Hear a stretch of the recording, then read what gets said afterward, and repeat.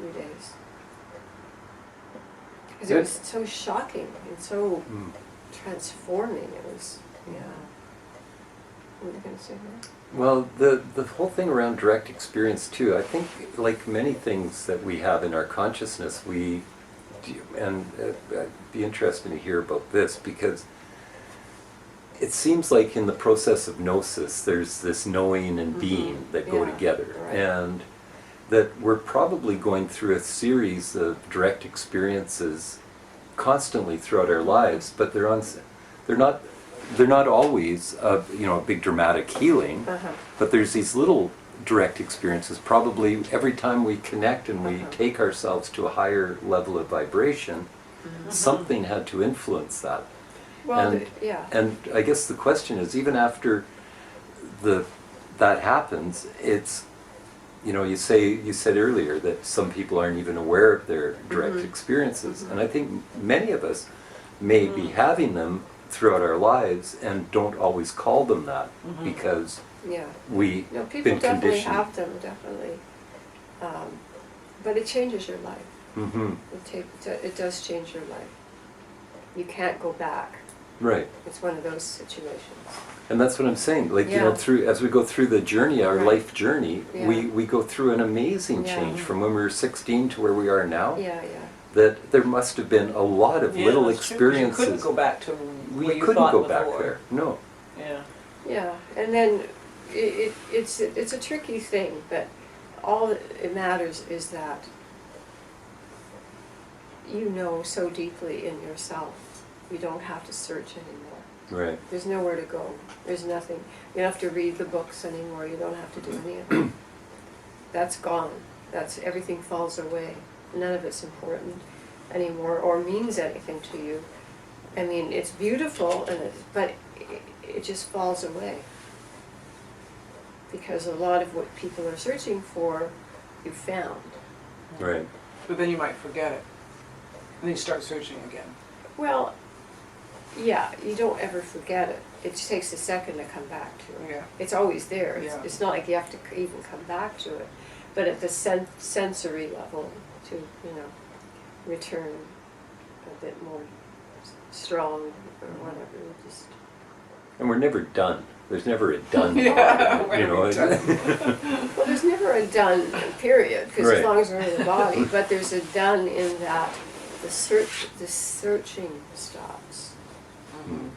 That's where it's done. When you're still searching, you're still looking for that. Every bit of searching we're doing is looking for a direct experience. And if we're still searching, then we haven't found it. That's really where it goes. But you could have some direct experiences, as you said, through your life and not know it. And even though you've had them, your mind still thinks it's time to search. And you're still growing. Oh, well, no, it's nothing to do with growing or not growing. It's just you don't have the need anymore, because the whole point of a direct experience is I am that. I am that, absolutely. Nothing can take that away. So the recognition that you are that is so strong that where would you go then to find who you are? There would be nowhere to go. There'd be nothing you could have to do. And so, so people that maybe have them, well, people that have had these kinds of things sometimes have a lot of difficulty after, because they can no longer fit in or to go where they used to go, or be with the people they used to be with, or or they have all kinds of things coming up like Kundalini, and I work with people that have a Kundalini, and they have a really hard time sometimes. Okay, so if someone has a near-death experience, they have this completely transformative experience, but there's still a witness, an I there to experience it. So they recall that, they come back, their life has changed, but they recall that, they remember that. And what Deez is talking about is, then there are people who say go into an experience, let's say they experience nirvana, and somebody said that nirvana simply means extinction, and that there's no way that a separate I can go into nirvana and stay separate. It's like the drop becomes the ocean. So when you come back out, you don't even remember that you were one with the ocean. Uh-huh. Right? Yeah, So in a way, people can have these sorts of experiences, even just going into meditation, come back transformed, not know that they've transformed, but somehow their life has changed. Yeah, for sure, definitely, absolutely. Yeah, because we're not in control of this thing. It's nothing. We have no power or control over it. It is what it is. It is what it is, here we go, the wordless thing. Yeah. It is what it is.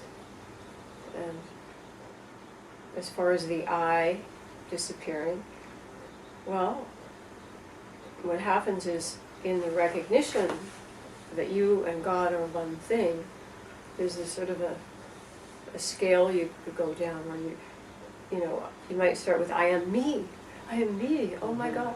And then you go, well, that's not quite, the whole thing. And then you notice these things fall away. The me falls away, the I falls away, the I am falls away, and then boom, you and God are God. Which we already are. It's just that we don't know it. Yeah. We just don't know it. So some of the demons, as you started off with, would be a belief that I'm not sufficient, I'm not good enough, Yeah. I'm not complete enough, I have Right. much more to do and go for, and so on. Right. And those beliefs, attitudes, thoughts, memories, those things can all be types of demons that keep us thinking that we are not Worthy. one already. And We are one. not there. Yeah. We've got somewhere to go to, as opposed They to are just... the demons. They're yeah. a perfect example of more of these guys. Yeah. And it's not always just that negative side either. It's the other demons are, I'm rich, I'm handsome, I'm I'm a model, I'm a movie star. These The ego, the big ego. Well, Yeah. in the film business, you meet them all, right? Right. No, it's true. That's a It's- demon because it keeps them Keeps you separate still, separate. doesn't it? Yeah, and, Yeah, and totally. the ego is strong and Yeah, separate. yeah. Yeah, it's there. It's all there.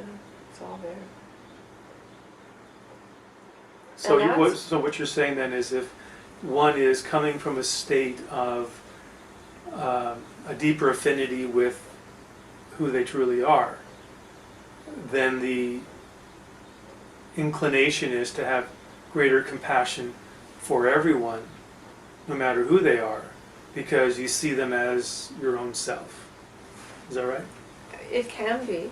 Yeah, it depends on, again, it depends on what that person's to do here. Some people are just more compassionate than others. Some are more like, from the mind, more from the heart. But beyond that, it again just is. So it's not about the drama around it. That's all I'm trying to say. Yeah, so I'm still coming from a concept. Yeah. Okay. So we always kind of think, oh, well, this means something, or oh, I saw this light, and that must mean something.